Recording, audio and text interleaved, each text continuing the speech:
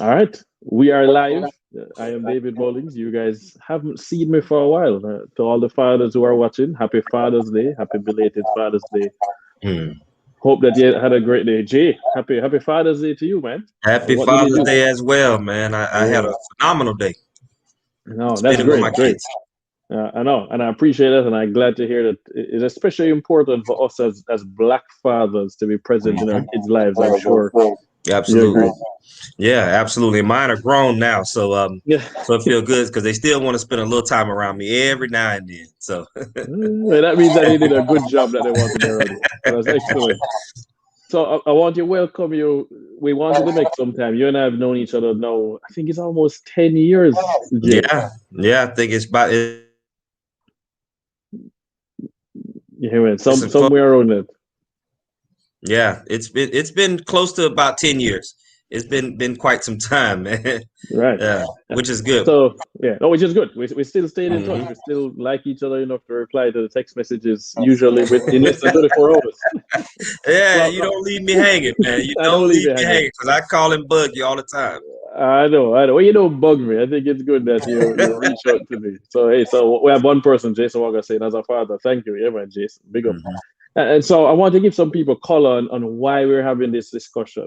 I think in this environment where we've been talking about racism, systemic racism, the racial wealth gap, I think it's important for us to highlight successful entrepreneurs like you, people who are doing things that a lot of us may not think it's possible. We haven't seen role models who look like us, who sound like us doing these things. And in your case, Mm. Jay, you are a storied entrepreneur. You're an author of a book, Cubicle, the CEO. You started off in property at a real estate firm. Almost 20 employees working under you. You've been recognized by the mayor of Orlando and the city of Orlando. You know, 40, 40 Central Florida Business Journal Entrepreneur of the Year in 2010, I think. 2011, you created Mhm. RYSE Media Group. You had a very successful magazine with Orlando Magic, Pepsi. Some major accounts, major companies in there. And then you've moved to Atlanta now, and you had the vision to create what is now RYSE Creative Village. And that was close to me because, as you know, we had studios in Jamaica. We wanted to create something around the creative arts. We were people would have sound stages, film locations to shoot, as well as office space, and then school. We wanted to partner with a school in the US to provide more training locally. You have essentially done that in Atlanta, a state that is known for being big now in the film world. I need to understand, how did you start and the journey to get there? How did you raise money? How did we help you? How was I involved? So that we can inspire as many people as possible to one, understand that it is hard, but two, is possible. So let's get into it. How did you get into media and creative arts coming from real estate? But then how did your real estate background play into this specific project? Okay, man, absolutely, and I appreciate you having me, David. And it looks like every now and then I get a little bit of a freeze. So let me know if we freeze for a second and I can and we miss something, and I can always go back. But yeah, man, I thank you for having me. My background, really come from, kind of one of those cliche backgrounds, idolizing the wrong crowd growing up, came from kind of that underserved background. So, wasn't always didn't always have entrepreneurial spirit in my mind, right? Have that entrepreneurial spirit, but thankfully, man, God had his hands on my life, a very spiritual person, and he opened up some real opportunities for me, exposed me to entrepreneurship, and so I started my first company. And to your point, I got into real estate. I got into real estate back in 2011, 2001. I'm sorry. That was my first venture into real estate, and I was just a real estate agent.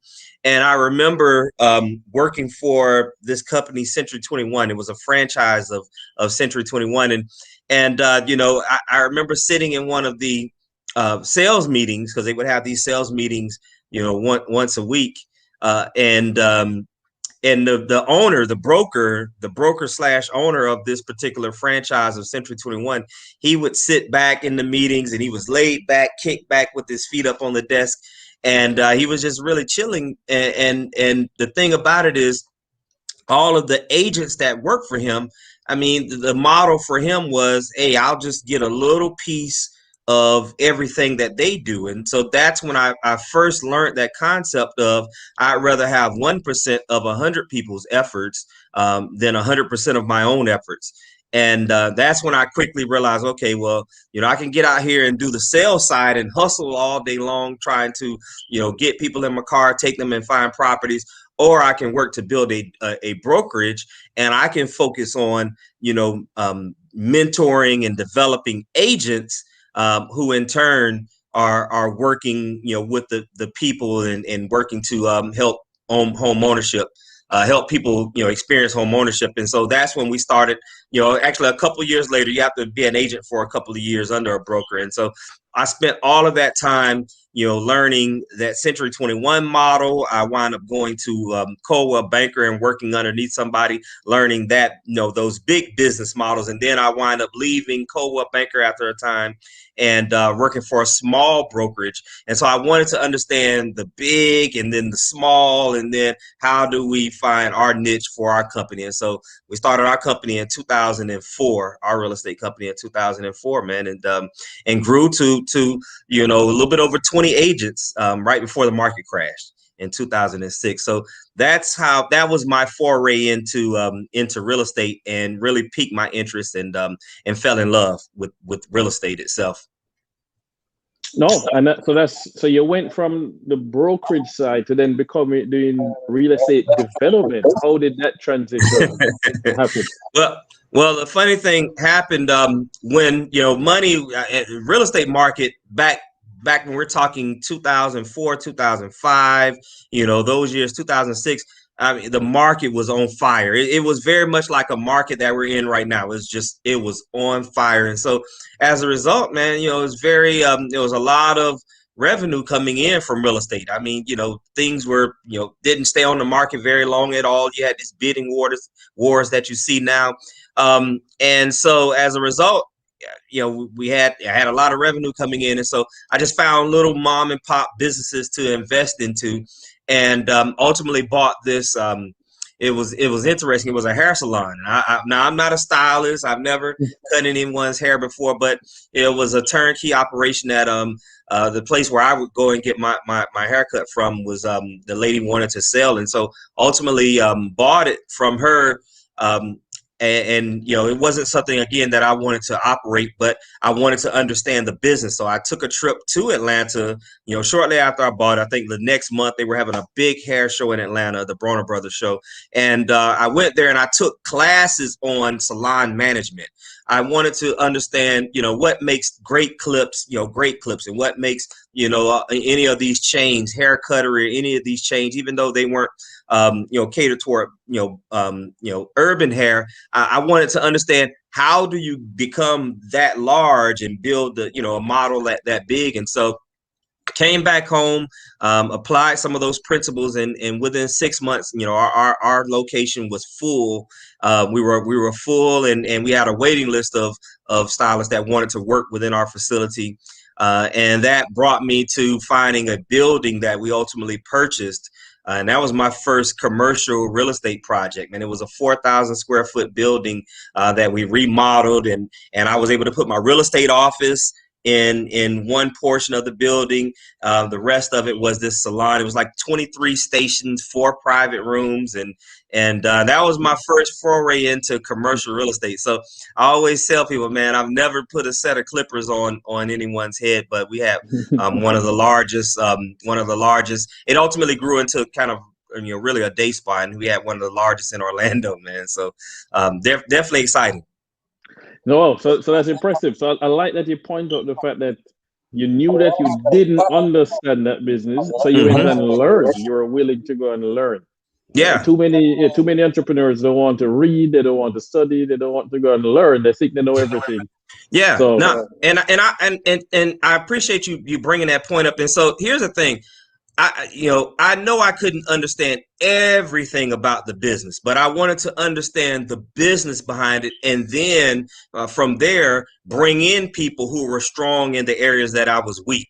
And that was very important is that you have to align yourself with a team that have expertise in the areas that you're weak, but you also as the overall business owner, you have to have an understanding of the business. And so that will give you the knowledge to know when you're dealing with somebody who is good at what they do or somebody who is not good at what they do. And so I wanted to understand the business and then begin to align myself with the people that understood, the technical side of what took place within a salon, so that we can build from there. No, and I think it's so important that you talk about the team and having other people. Yeah. You don't have to do everything. You need people who are experts at what they do and bring them in. So when we first met, I was working with a low middle market private equity firm, and you wanted us to look at possibly investing in RYSE, this creative company that was going to have various branches, and then that's how we first got to meet. I remember I first came to my house in Orlando, and we got to talk there.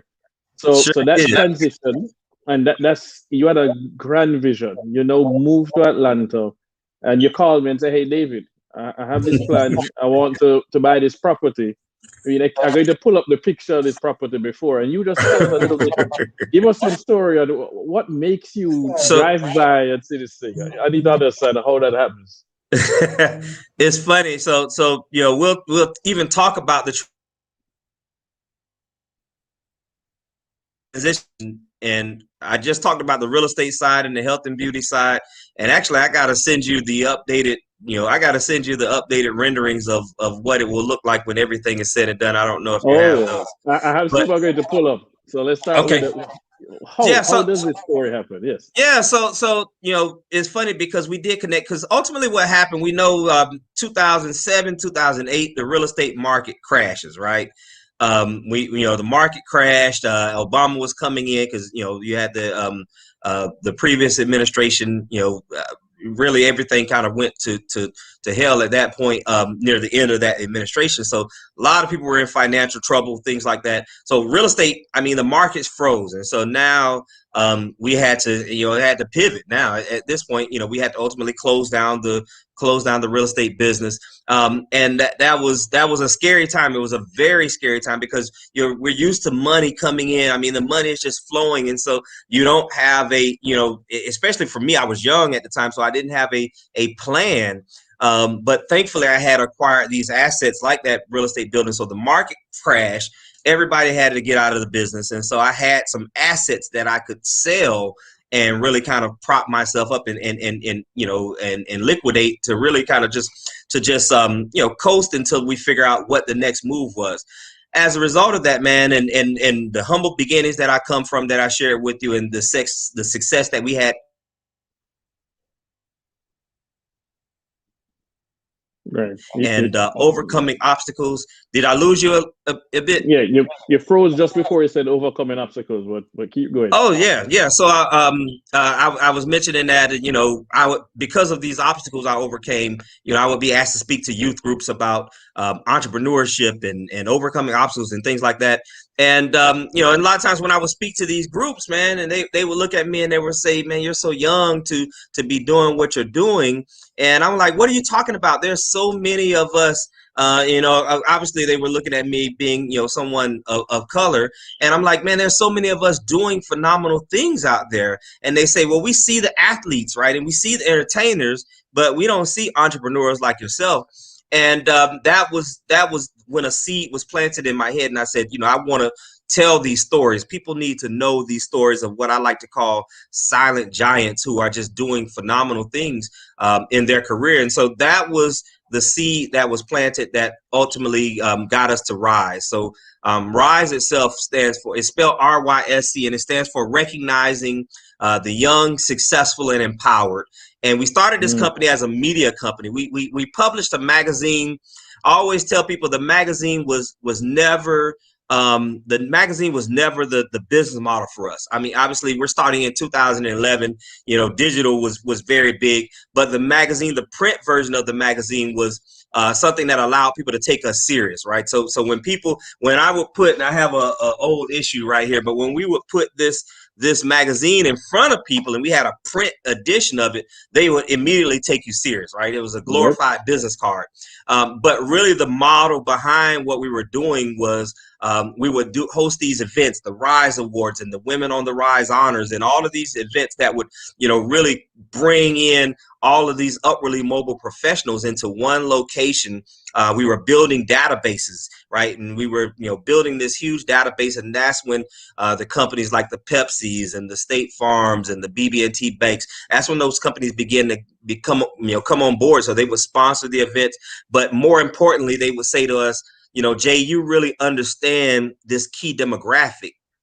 And so we want to partner with you because we need help recruiting diverse talent, right? And we're talking 2011, and they say, well, we need help recruiting, not entry level. We can get entry level out of college, but when we're talking about middle management and identifying, people of color that are upwardly mobile, you can help us with that. And then it morphed into us doing more, even marketing with those companies. And so that was the model behind it. So you had the front facing side of things, which was serving the consumers, serving our audience with dynamic, empowering stories. And we didn't want it to just be a hobby. And so the business model was, that marketing and recruiting arm. And so that's when we began to do that, and we scaled that. And that's when we wound up connecting back in close to 10 years ago, because we wanted to scale the digital side of that and build out the digital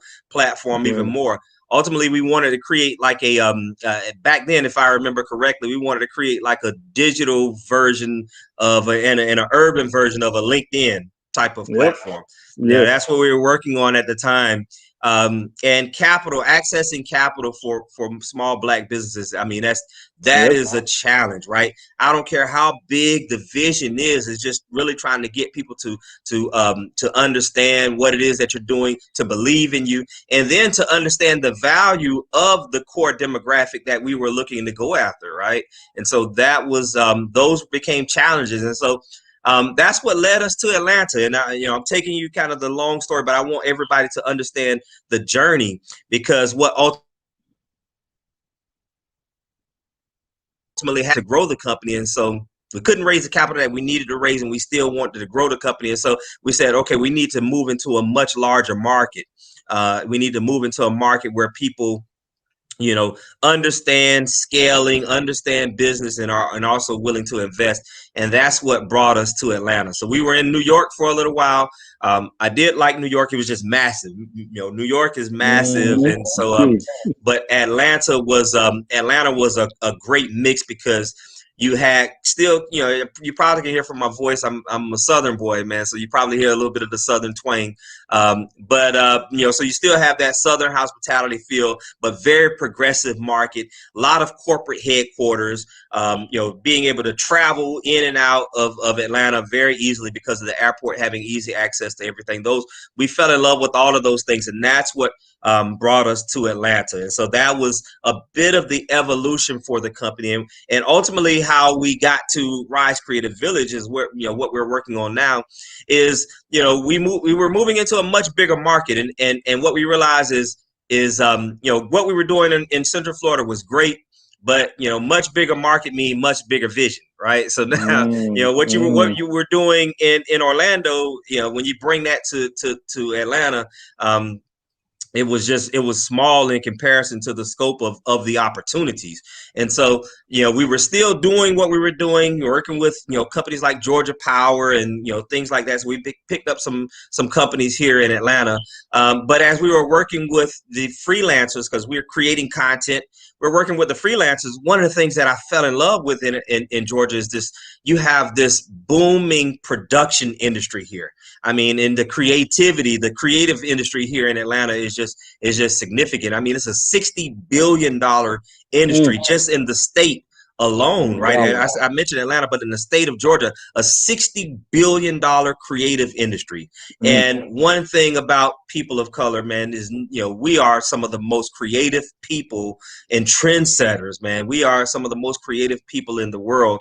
And so, I just saw it as a real opportunity, and I said, okay, well, this is an opportunity for us to evolve, as a company, because you always have to be constantly evolving. If you're looking at staying the same, you will die, right? And so Yep. you have to constantly be looking at ways, how can I evolve? Where are the trends going, and how can we be a part of those trends? And so that was when we began to evolve into ultimately RYSE Creative Village. So I know I'm talking and talking, man. So I want No. to, take breaks, sis, so you can chime in, but absolutely. No, it makes my job a lot easier as a host when somebody else talks. I just have to prompt and let Yeah. it tell the story. And I love that you're Yeah. being authentic about that journey and Mhm. that you were in Orlando, but you weren't getting the level of support that you wanted for the vision that you had. And so you moved. And I think a Mhm. lot of people feel that they should stay where they are and make it work instead of recognizing that you're not a tree. You don't have to stay planted. You Yeah. can get up and move to somewhere else. So Yeah. now I want to Absolutely. talk about the creative village now that you've now created. Rise's idea exploded. Like what you first spoke to me about was minuscule compared to what you ended up calling me about. And say, hey Yeah. David, here's what I'm working on. Here's where I need some of your help. So let me pull up this again, and you just tell me, how did you end up coming across this property and then deciding that seeing this this is it was an elementary school, or was it It was a what school former was elementary school. Yeah, absolutely. So, where as I shared with you, the opportunity that we saw in the creative industry, really as I began talking with a lot of the up and coming creatives, and I'm like, listen, I know you're getting connected to this multi-billion-dollar industry, that is going on here, all of the production that's taking place. I mean, everybody from, Marvel, they film Marvel movies here and all of that. And so, I said, I know you're getting connected to all of these opportunities. And one thing about creatives, very talented and creative, but don't always understand business, right? So they don't always understand business. And so we saw this as an opportunity. And one thing I'll tell you about entrepreneurs, we look at problems and we don't say, man, this is a problem. We see it as an opportunity.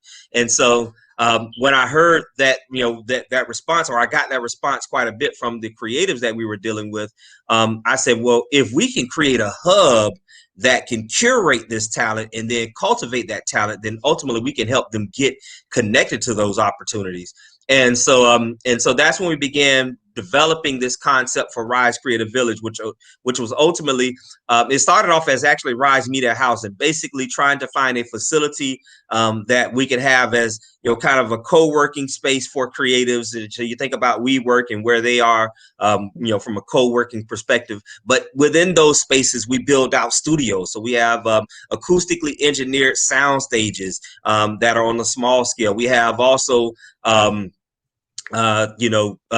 podcasting studios, recording studios, photography studio, like all of these creative spaces, all within one hub, all wrapped around a community of creatives. And so that's when we began working on the concept.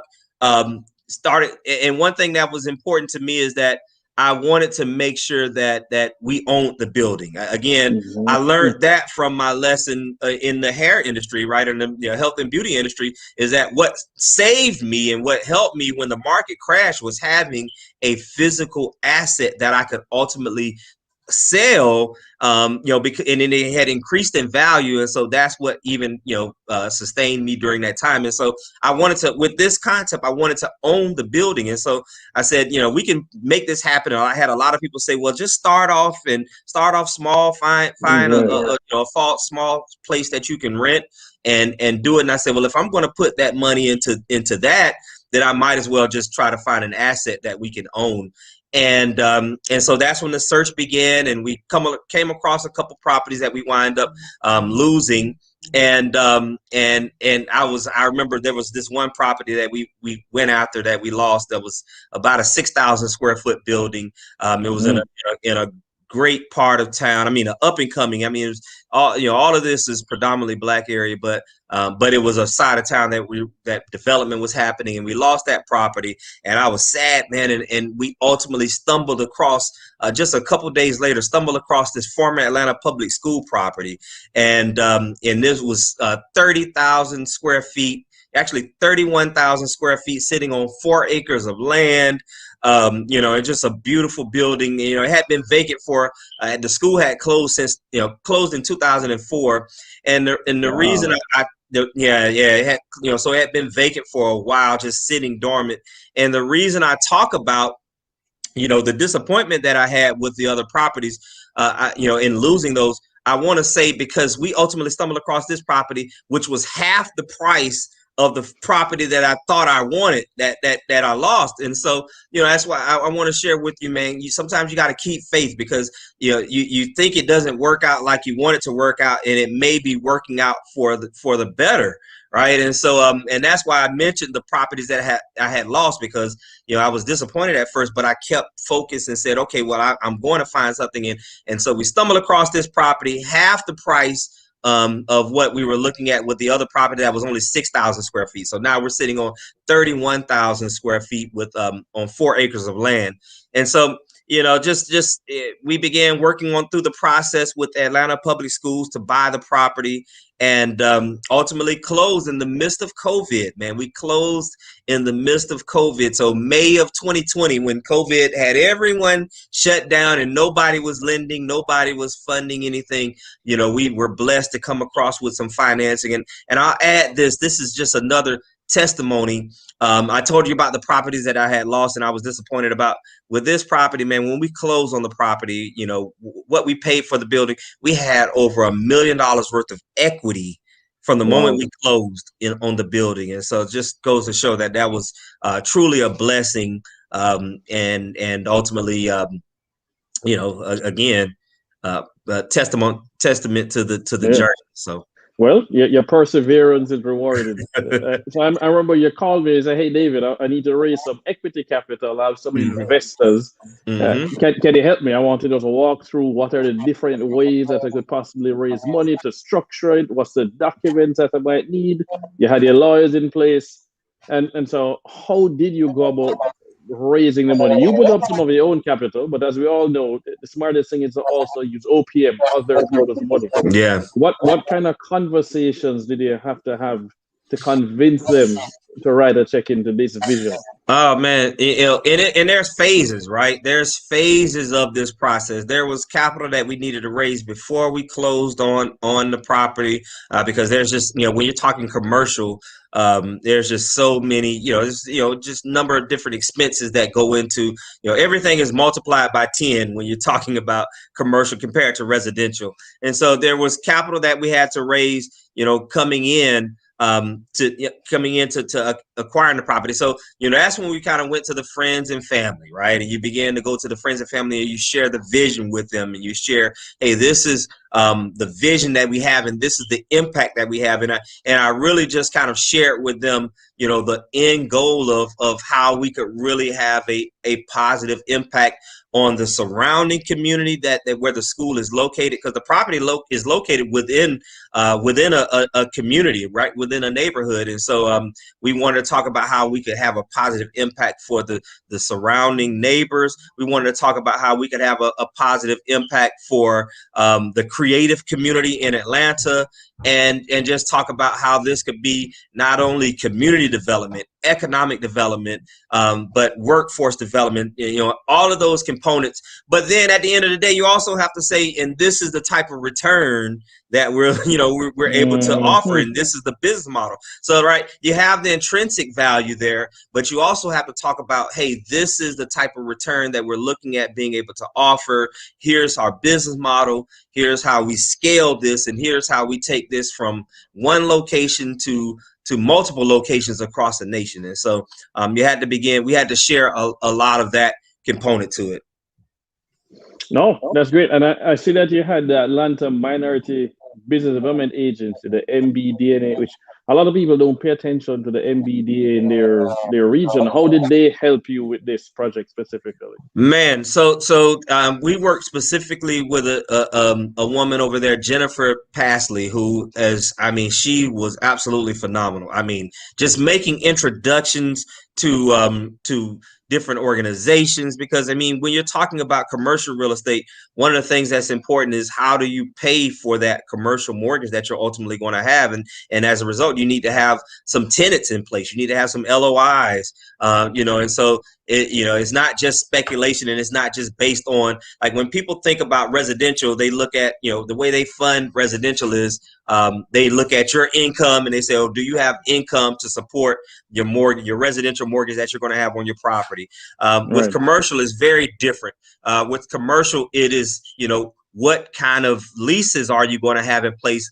What leases do you have right now pre-leased? How much do you have pre-leased, and what kind of tenants are they? Are they credit tenants that we can bank on? Are they small mom and pop businesses? And so you really have to have the right kind of mix, and you have to be able to show, hey, here's how this is what the performer looks like, to show that we can ultimately fund or pay for the mortgage that we will have in place. And so that's where the Atlanta Minority Business Development Agency came in hand. They really helped us with identifying who those tenants might be, making the introductions. We're actually having conversations as a result of them with Georgia Tech, right? So and having Georgia Tech have a presence within the building. And so, just excited about all of those steps. And so that's how they help. And I got to give you a plug, man. Very, very helpful, man. David, you were extremely helpful through the process, and we're still going through the process. I'll add, it's an evolution, but just being able to call upon you to say, hey, hey, David, can you share? Do you have or can you give me some insight on a convertible note, right? Because we're talking to some people about a note, and can you give me some insight on how we layer the capital stack, and how what are some capital sources from an equity perspective, right? Versus debt. And so just very helpful, man. You were truly helpful, and we still have all kind of documents that we had in hand that saved us even resources from we still had to have attorney do things, but but when it's a whole different story when you have something that you can give the attorney and say, hey, let's work from this. Everything down to the operating agreement for the LLC, right? And so all of that, man, because it can get very, very expensive. Time consuming, and just drag out, man. So no, I appreciate that. And it for me, I love helping you, especially because I had this dream with a friend of mine to do something similar in Jamaica. We didn't get the level of support that we expected down there, even though it's such a creative culture. And to see you working on something so similar, I was like, man, I need to help. And I know I've raised money, so I know how expensive it can get. But I love that you wanted to do it right. So you wanted to make sure you work with the lawyers and pay the fees. How could they bring that down? Well, we do this. I have access to the documents. Let's share. Can jump on the phone, help you with your pitch deck. As I said, the operating agreements, the convertible note agreements. I think into your cap stack. So you're leverage your network, and I also want to add something that's very important. For the people that are watching and viewing this, we started on this process, with this particular property in 2018, right? So we started on this process with this building in 2018. I have letters of support from a council member and even from the community, and it's dated. One is dated April 2018. Another, the community letter is dated August 2018. And I bring that up because I mentioned to you all that I closed on the property in May of 2020. So we're talking at that point, by the time we close this, we're 2 years into the commitment of making this thing happen. So that's, us working through the process with APS, and it was not an easy process because they didn't know who I was. It wasn't, and they aren't a real estate company. They just are educators that happen to be sitting on a property that they needed to sell. And so it was not an easy process. And even through the development process, now we haven't even broke ground on the reconstruction yet, and we're 3 years in, right? And so you have to have patience, right? You have to be, it got very difficult at times, but one of the things that I had to keep in mind was the long-term vision and the impact, that the why. Like, why are we doing this? When it got difficult, and it got difficult a number of times, right? Why are we doing this? What is the why that keeps me going throughout the difficult times. And so ultimately that's what pulled me through, and at 3 years later still has us, 3 years later still has us excited about ultimately where this can be. No, and I love that. I love that you keep bringing up patience and perseverance are just so important. But you've been an entrepreneur, you've written a book on it. So the rest of us who are watching and think that is going to be a company idea and 6 months later you're launched or have all the money. No, that's not how it works. It's extremely rare that it works that way. Yeah. But you have to. But this tests you. That's why you have to focus on doing things that you're passionate about. If you're not passionate, the first time you hit a pothole or air pocket, you're going to give up. You never gave up because you know how many people are going to be positively impacted by this. Cynthia is saying patience is most important. So now you're going into a new phase now. You're about to scale. You're going to be able to have what we consider an impact. This is an impact investment in our eyes. This is going to allow you to have a positive impact on people and on the economy of an entire region, not just a neighborhood. Absolutely. How can we, the public, participate? The laws have changed thanks to the Jobs Act, and we have things like equity crowdfunding. Are you going to be launching an option for somebody who is watching this that says, I want to put in $100 or $500, I own equity, not just lend you the money, not donate, but just I want to be a shareholder, be able to say, I want to visit Atlanta and come to this location and say, man, I invested in helping to make this happen.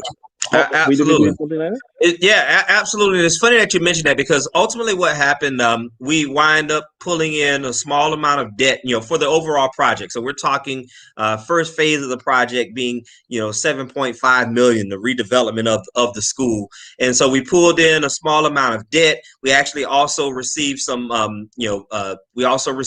tax incentives because we're going into an area that has been traditionally underserved and what is considered severely depressed census tract. So I mean, we're going into an area where it's been neglected, it's been abandoned, but you're starting to see things grow up around it. Actually, we're less than a mile from Tyler Perry Studios, so we're close to what he's doing, and they just announced that TD Jakes just bought 100 acres of the piece that Tyler Perry doesn't own. So development is now coming to this area, but for a long time it's been a neglected, underserved area. And so we pulled in some tax incentives because we're doing community development, as part of the capital stack. And then we also have some equity partners. And to your point, when you asked this question here, one of the things we said, we want to make sure that the community, right, that people, we can go to kind of the community and say, hey, we've carved out a piece of equity just for you. We want to make sure that the community can participate in the development and the growth, and even just and also part of the upside for what we're doing. And so what we did was we ultimately carved off a piece of equity, and we made it available through crowdfunding. And so we said, okay, well, what this will allow us to do, because a lot of times, man, people would reach out and they say, hey, we want to be a part, we want to help, we want to support it, we like what it is. We like you're building this content production studio and incubator for creatives in the film, music, digital media, gaming, industry. It's really a cool project. It's real estate involved, so it's solid. But how can we be involved? And everybody can't write obviously a $100,000 check, or $500,000 check, or $1 million check. And so us carving out that piece of equity and making it available to people who can just put in $100, and they can say, hey, listen, I got my share of this. I know that this is going to where it's going. I know that I can be a part of helping to make it happen. Also, for everybody who was able to invest that way, they have their name listed in the wall. So we're doing the RYSE Tribe wall in the building. And so ultimately, when you walk in the building, if you visit Atlanta, you'll be able to say, hey, there's my name. I contributed. We created, I'm part of that RYSE Tribe. I don't know how much of that you missed. I saw it glitched. But we wanted to create that opportunity, and so we created a crowdfunding platform, or we created a profile on a crowdfunding platform. And so if people go to createatlanta.com, and you'll see a list of links. One of the links takes you to the website for the project, but also there's a link there that takes you to the crowdfunding page for what we're doing, and you can certainly participate. Thankful, David, you're one of the supporters, as you've always been, but now you're one of the investors. But again, createatlanta.com, and you click on that link that says investment, and you can hear, you'll see much of the story that I'm sharing with you now, the profile video, and you can certainly be a part of the RYSE tribe. And again, as David said, it's not a donation. It's not it's not, you're just donating something. It's really, getting or gaining a piece of equity, that's equitable to how much a person invests. And it lists the terms there, how it works. So there, if you're investing, there's obviously terms when we're talking about the rate of return on your money, the dividends, and how that will be handled. All of that is detailed on the website. So again, it's not something that you're just donating, but you have a small piece of equity in the greater project. So. Oh, and I love that you use the Jobs Act to your advantage. I don't think enough of us as minority entrepreneurs in the United States take advantage of equity crowdfunding and tapping this broader retail investor base who want to put in 100, 500, 1,000, 10,000, you never know, and own a piece, especially in this case. So is it live as yet, or? Oh yes, it's live. All right, it's live. People can start investing right now. Yeah. It's live right now. Absolutely. So people can go on there right now and they could, pledge, they can pledge the amount. We actually just launched. So, we kind of reached out to a couple friends and family and to get it kicked off. But actually, I think this is the first platform where we're announcing, man, you are the premier platform where we're announcing that it is open for that crowdfunding investment. And so it's live right now. You can pledge. It takes reservations. I think the platform takes reservations, and then ultimately, if you want to, come in, that's how it goes. Nope. All right, I look forward to that. So I put it down here, www.createatlanta.com, to learn more about the project and how you can actually be an investor in that project. So that's yes, and I like that he said phase one. So phase one is the Creative Village. Is this specific building? You're retrofitting this building, 31,000 square feet. But you're on 4 acres and you already have experience in property development. So can you give us a little idea of what's happening in phase two? Yeah. So thank you for reminding me, man, because sometimes I can forget. I'm always dealing with multiple pieces, but because and again, this just shows the blessing that it ultimately is, because as I shared with you all, the first phase, or the original name of the project, was RYSE Media House, and we were going to do just kind of this media house concept with the farmer school. And then as we began looking at the parcel, and we began looking at the fact that we were sitting on 4 acres of land, we ultimately realized that there is an opportunity for us to build some housing on site as well. And so there's an additional adjacent parcel that is 1.5 acres of that 4 acres, and it's kind of separate, but it's adjacent. And so the ultimate goal with that is actually what wound up happening is we would bring creatives over to the property. So I would bring creatives over to the school, and I would say, hey, this is the vision, and I wanted to get insight from them. I didn't want to create this in a bubble. I wanted to bring the people that we envisioned using the space, and I wanted to get their insight, and I wanted to see, what is it that you need? What do you want? What do you need? We didn't just want to build it and then say, hey, we built something, here you go. We wanted to get insight on the needs. And so after I would walk them around the building and share kind of the vision and get their insight, I would bring them to this additional acre and a half of land. And I would say, we got this vacant land over here. What else do you need? What else do you need? You share with me what, the things that we should be including in the building. What else do we need to include in this? And they would, and overwhelmingly, we would hear an affordable place to live. An affordable place to live. And I said, okay, wow, I get it. And that's when we began. That's when the project evolved from RYSE Media House to RYSE Creative Village. And that is where we ultimately are today. And we said, okay, this is a village. And I like to say, you know, they say live, work, play. I like to say dream, work, play, man. It's a place where you can dream and work and play, and it's just a playground for the creators. And so you can, you know, you'll ultimately be able to wake up at 3 a.m. in the morning like creatives like to do. You know, I think about my son, he's up all time of night creating, and just walk to the building and access it with the app and be able to just start creating. And so, and you can live on site. And so affordability is a component to us. And so we're building, we're still working on the unit count. So we're working through some of the pre-development now, but, you know, building from anywhere from 70 to 100, it'll be anywhere from 70 to 100 units, you know, in the building. And we're looking at having a creative mix. So looking at,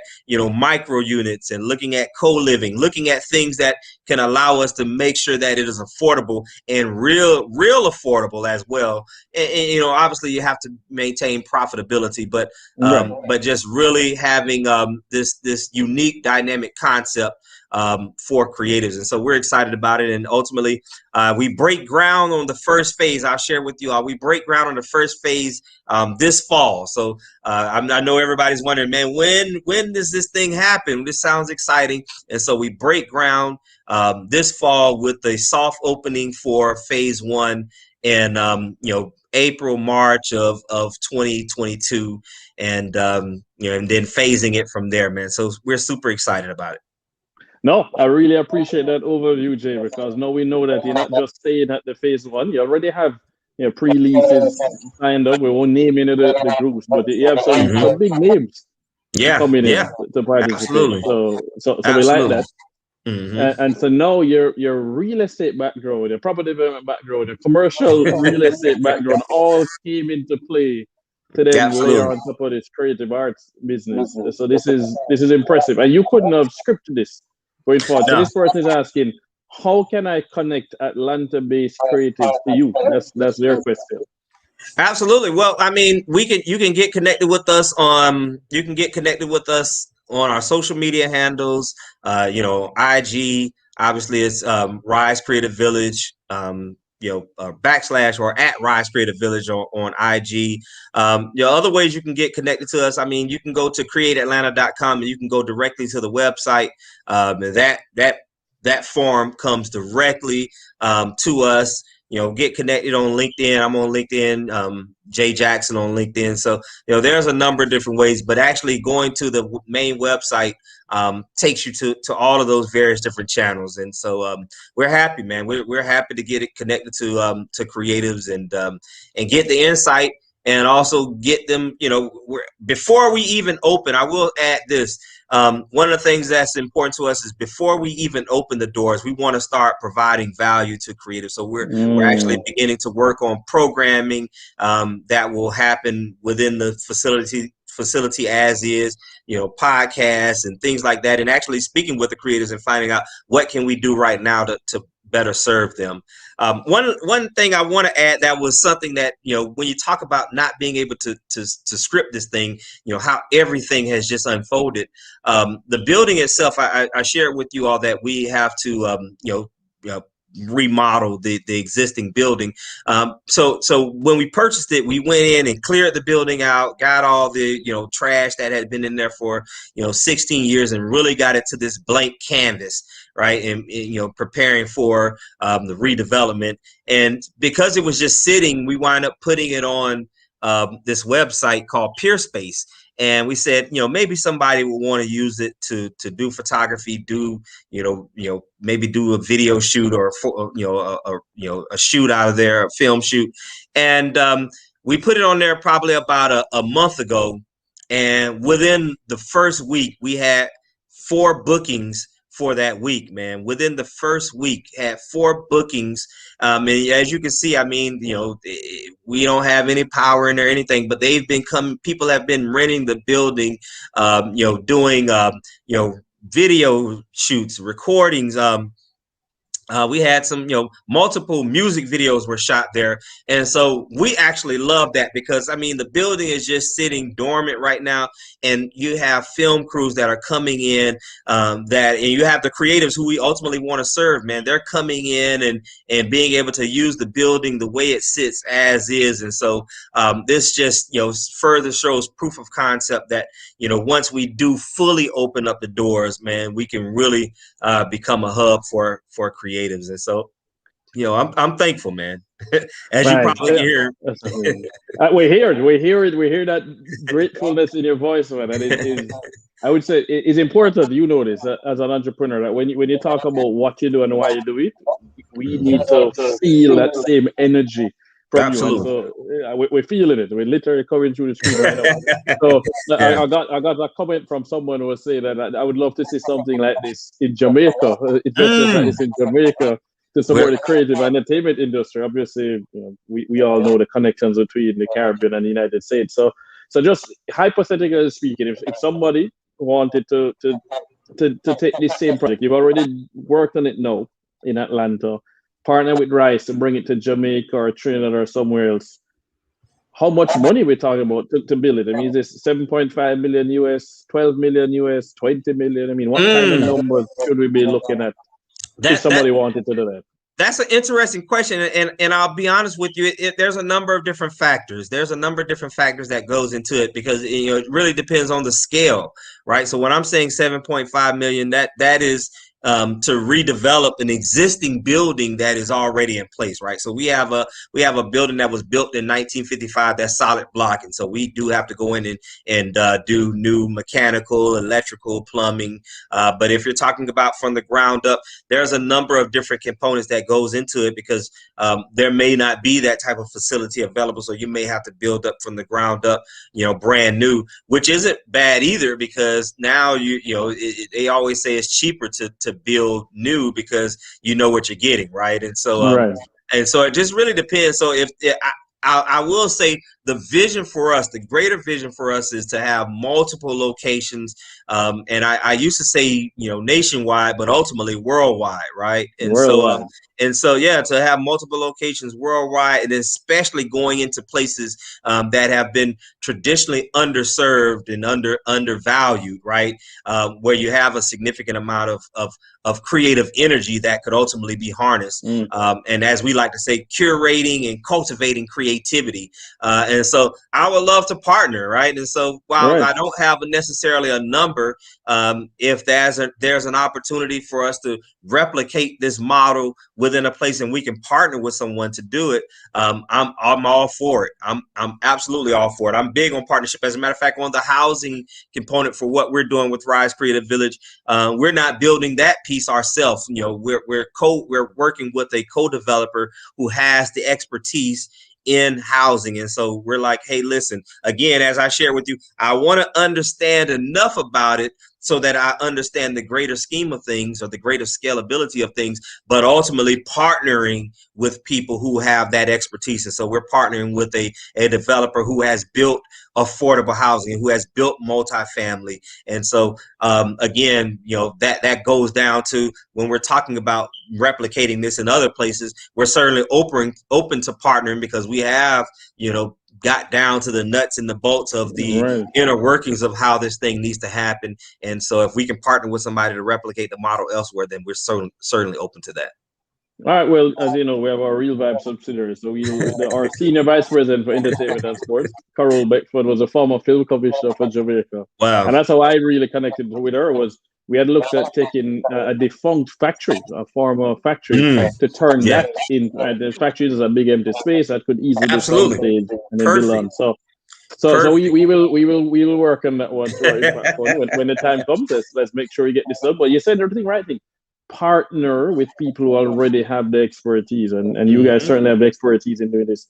So we're getting another question from LinkedIn. I'm not surprised. Can we tour, or when can we tour?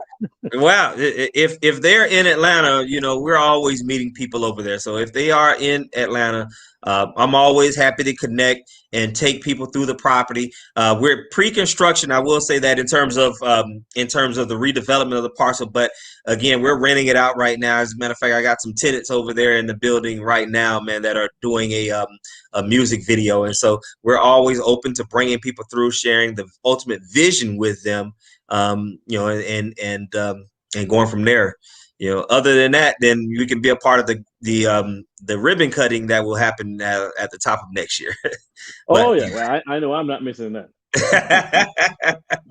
absolutely, Oh absolutely. So man, no, Jay, this has been inspiring. I'm sure that those who watch live have been inspired. Those who are going to watch afterwards are going to be inspired and reach out. As you said, I have committed to invest. I'm listed on the site. This is available to anyone via the Jobs Act. You know, minimum $100 and up. You can own equity in something like this. And I think this is important, and I really want to applaud you for what you do it, because Black creative culture literally runs the world, sets the tone for everything else. But we don't have spaces like this, and so it's important that we as Black people invest in people like you and invest in projects like this that are vetted, that have a solid team behind it. You are the one talking though, but when you go on the website, you have like 6 people that all have very strong backgrounds in each of the fields that they need. So and we just added more, man. We just added more onto the, you know, 2 dynamic young ladies who have a background in entertainment, very well connected.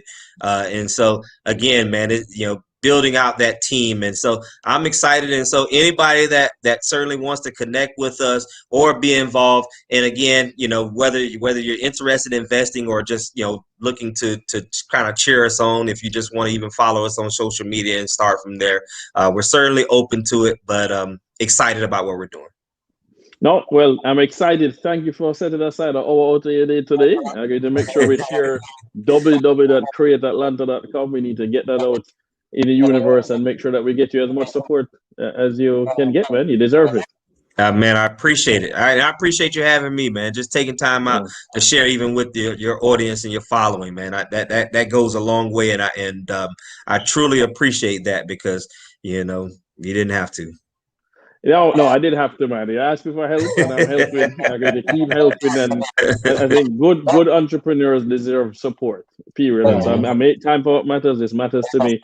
Thank you, Jay. I look forward to coming to Atlanta very soon. I'll coordinate with you to come up in July and tour, and I'll get some video. Yes, maybe you gotta come. shoot something there. I need to come, and I need to shoot something. Yeah, you gotta come, man. And you're a celebrity, man. So we definitely gotta have you in there, man.